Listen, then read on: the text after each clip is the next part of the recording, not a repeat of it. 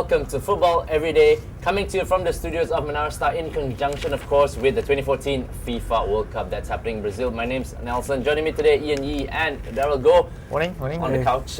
They look fresh, although Brazil are certainly not fresh.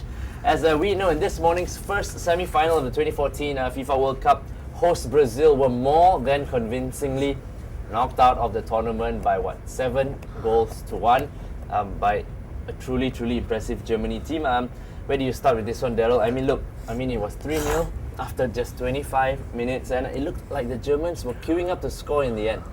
It was just one of those games where looking on now, would the Germans basically be how would they move on from this? 7-1. Are they basically going to just put on more fireworks in the final? But I think this was it. This was the game that the World Cup is basically going to be centered on this game actually. Ian, shambolic performance from the Brazilians, would you say? As Daryl pointed out before the show started, that they had 3 minutes, 3 good minutes, 4 good minutes. Sure, an idea. That's not bad. Yeah, we I think we mentioned it before as well. Thiago Silva is the real glue that's holding the team together. Neymar adds the sparkle up front, but Thiago Silva was the biggest miss for me. Next to David Luiz. David Luiz is so naive in his defending. Without Silva, they didn't have a chance. Daryl, speaking of David Luiz, Marcelo, Maicon, they're all really attacking-minded defenders, and defending's not their forte, to say the least, because they're not really interested in defending. And like you say, once you've gone 1 goal, 2 goals, maybe there's still a chance to come back. But if you look at it, on a very serious note here, what did Big Phil do? There was no composure in the team. He didn't basically adjust to suit the surround what was happening. And I would say 7-1, lucky escape. It could have been more. Ian, whether they support Brazil or not, many fans have said that this is really a deserved result or lesson for Brazil. Seeing as this group of players, as we've said before, is a somewhat average kind of Brazilian, compared to the Brazilian teams of the past, right? I'm not so sure actually. No, I'm not so sure that you can call them an average team, because Silva is probably the best defender in the world. Neymar is fantastic when he plays for the national team. You got Fernandinho, he's a Premier League winner, did great next to Yaya Toure in the Premier League. So they've got some great players. Hulk is actually a very, very good asset to any team. So if you're thinking about it, they're pretty good, but it's just that without Silva, he's kind of like the glue that holds everything together, allows everybody else to just go forward and do their thing. Without him, they just fell apart. Daryl, very quickly before we close the segment, regardless of who their opponents are in the final, can you see the Germans now going all the way?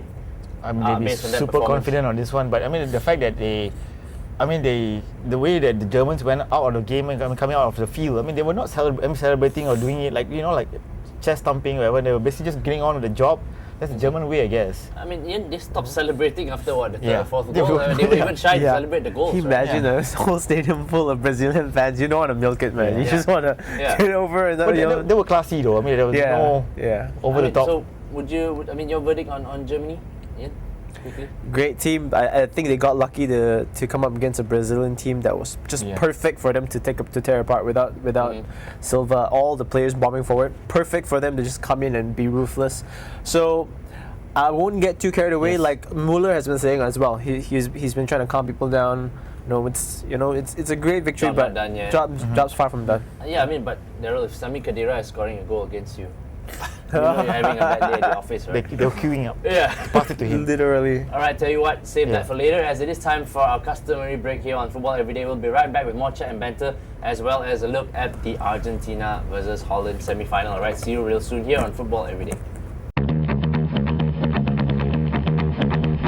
All in or nothing. It's a battle cry. A call to arms. The only way to live.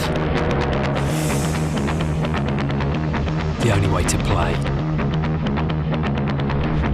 It fuels them into battle. They step onto the field wearing war paint.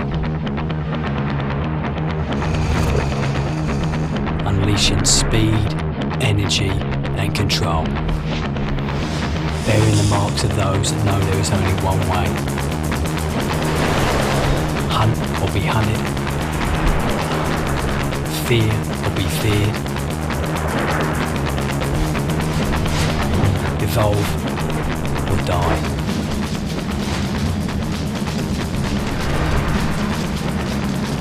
away.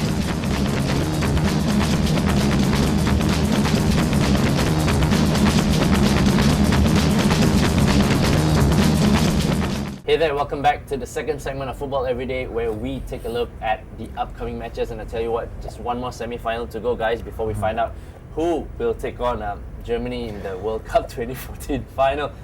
I tell you what, at 4 a.m, the second semi-final sees Argentina doing battle with Holland, of course, for a final meeting with Germany, as we mentioned.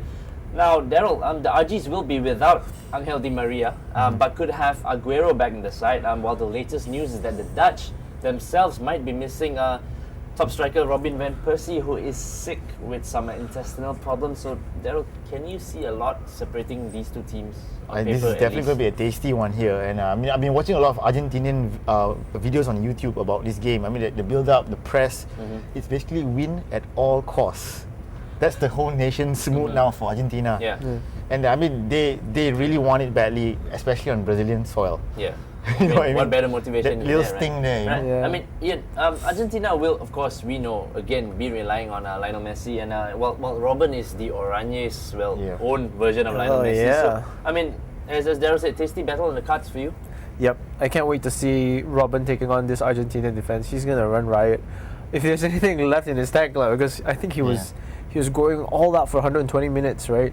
So in this game, if Robin's on song, I think Argentina don't stand a chance. I mean, former Dutch great Philip Cocu has come out and said, and you can check that out in our Samba Fever special edition, of course. Yeah, thank you, Daryl. Yeah, I mean, he said that Robin is in the form of his life at the moment, Daryl. So, do you see definite game changer? He's going to be crucial to the whole Dutch cause here. But I mean, the way that the Argentinian defense have also been quite. I mean, that's surprising, right? Because they've not leaked in goals. It's a strong defense there. So, Michaelis, he's playing well. I mean, the fact that Argentina has been playing like a team, they say it's a whole Messi show, but the team has actually gelled and basically just done it, you know? I mean, Ian, speaking of Argentina, another word from you. I think a fellow colleague of ours was pointing out that what's important for Argentina is that they've kind of gotten over, with their quarterfinal win over Belgium, they've kind of gotten over that psychological barrier where they've now, okay, we're through to the quarterfinals of a World Cup, you know? Yeah. So do you think that's going to be key for them to push all the way? I don't know. I think too much of it depends on Messi for me, for my liking in this team. I think Di Maria has, he has impressed a bit in patches as well. He's not even going to be playing. Aguero coming back.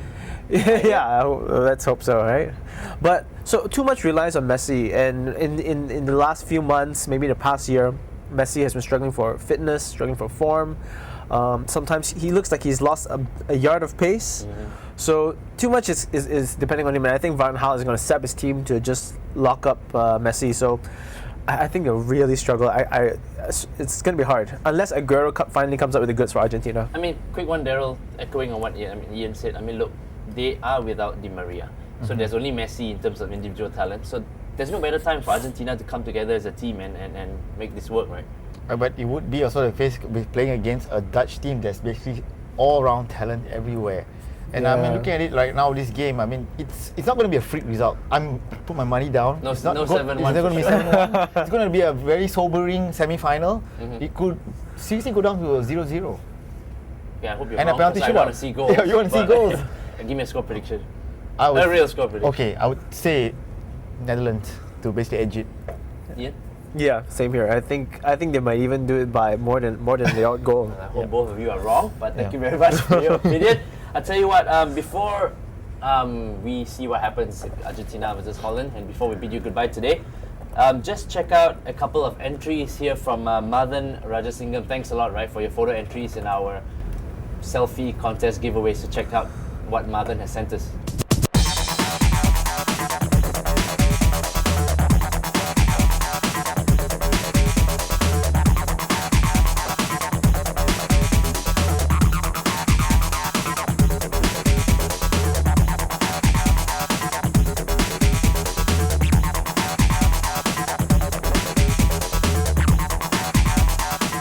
Great stuff there, Madan. That's right, our contest is still ongoing. That's right, some Adidas Battle Pack footwear worth up to 800 ringgit, as well as dining vouchers courtesy of Sold Out are still up for grabs. So if you want to win yourself some stuff as well, do send us your most creative photo or video selfies of you and your buddies enjoying the World Cup and taking in the World Cup atmosphere anywhere, anytime, alright? Do send it to us at football@thestar.com.my or via Twitter at switchup.tv.